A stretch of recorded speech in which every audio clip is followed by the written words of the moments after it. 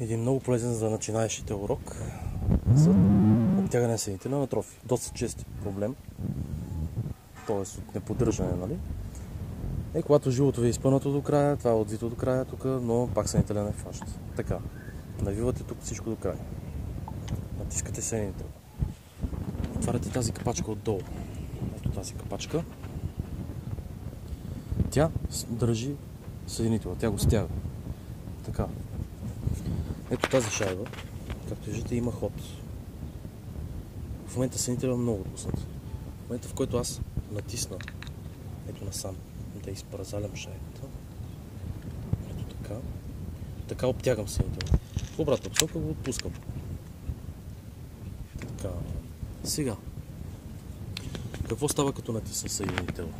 Ето, сега натискам съединителя. Хоп, така. Сега ще го пипна отдолу, горе наблюдаваме отваряне на ръчката.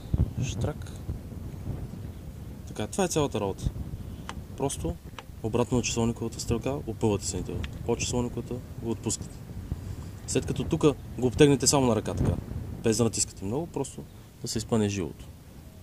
Така. Стягате капачката, като тези три болчета те държат вашия съединител.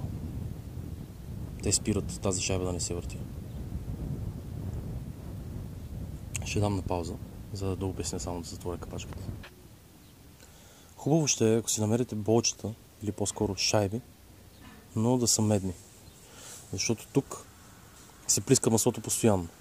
И ако нямате плътнение, почва да протича покрай болчето, да ви тече маслото. Нали? Елементарно. Просто медни шайби, даже може да си направите. Така. Долу сме стегнали.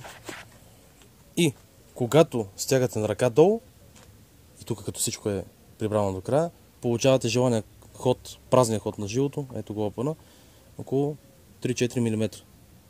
Така е по книжката. И имаме идеален съединител. С два пръста, предостатъчно, даже и с един. Така, сега какво остава? Да затворя капачката, да взема акумулатор и да се палне. И фара. Това е старото жило. Беше доста... Имаше една-две нишки скъсани. Ще отиде за ремонт. При останалите чаркаваци.